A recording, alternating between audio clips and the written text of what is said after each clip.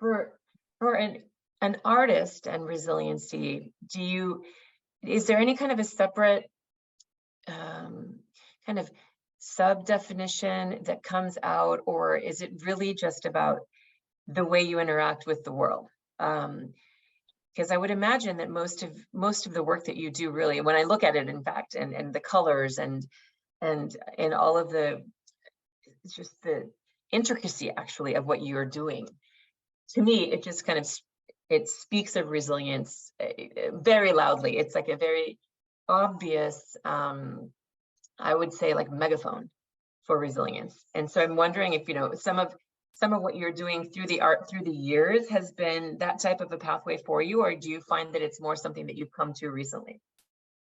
Well, I think that's a really great question. And I love that that's your perception of the physical work that I'm putting out. I mean, I think for me personally, it is my pathway forward. I mean, going back to the earlier question, it is my purpose. And so it's the thing that gets me out of bed. It's the thing that gets me out of a tight corner. And it definitely comes from a dark place sometimes. And yet it's quite bright. So that's the choice towards that optimism. So for me personally, it is the place where I can pick myself up and dust myself off and move forward in some meaningful way. And I think also as an artist who interacts with the public, for me, when I'm hosting interviews or conducting any sort of programming of any kind, or just being a human being on the planet near other human beings, I feel human when someone is vulnerable and tells me their truth. And people tell their truth in a lot of different ways in my practice. Like sometimes it's an interview, so it's a little more formal.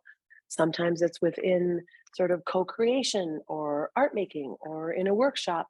And that's for me when I know I'm alive. And that is sort of everything for moving forward for me personally. And I know that when we can bear witness to one another in certain ways and acknowledge one another in a really meaningful human way, that can help us each along the way. And sometimes we just don't even know how it can be impactful.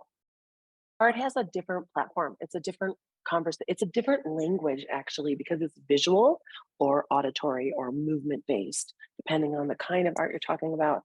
And there's a way where it's a different part where we can have a sort of more rigorous conversation without yelling and screaming at each other, and where we can even co-create a thing and still have different beliefs, or we can create something in one country and share it with another, and vice versa.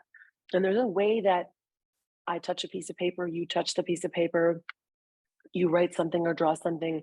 There's a kind of humanizing that can happen through an art making process that is particularly unique, I think, and extremely urgent in this moment of we need some radical acts of some serious care, and we need to see one another and allow space for that. And I see that the crisis, the mental health crisis, in addition to the intolerance crisis, needs some form of bridge. And sometimes it's not going to be the traditional pathway because that's just too fettered, right? So you might be able to deal with color or sound or movement in some way that might be able to make a bridge.